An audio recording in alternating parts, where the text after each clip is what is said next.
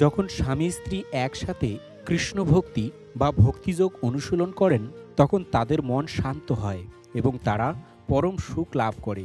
এই সুখের প্রভাব তাদের পারস্পরিক সম্পর্কের উপর পড়ে, যার ফলে তাদের সম্পর্ক আরও গভীর হয়। চৈতন্য চরিতামৃতের আদিলীলায় বলা হয়েছে, যেই ঘরে কীর্তন করে কৃষ্ণের আরাধন, সেই ঘরে হয় বৈকুণ্ঠ, তথায় কৃষ্ণধন।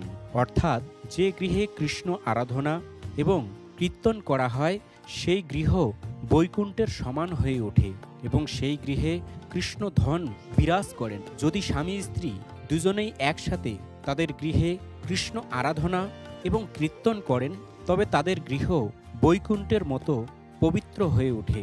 এটি তাদের সম্পর্ককে আরও মধুর ও আধ্যাত্মিক করে তোলে। সুতরাং সনাতন ধর্ম অনুসারে স্বামী স্ত্রী একসাথে কৃষ্ণভক্তি অনুশীলন করলে তাদের পারিবারিক জীবন আদর্শ এবং আধ্যাত্মিকভাবে পরিপূর্ণ হয়ে ওঠে।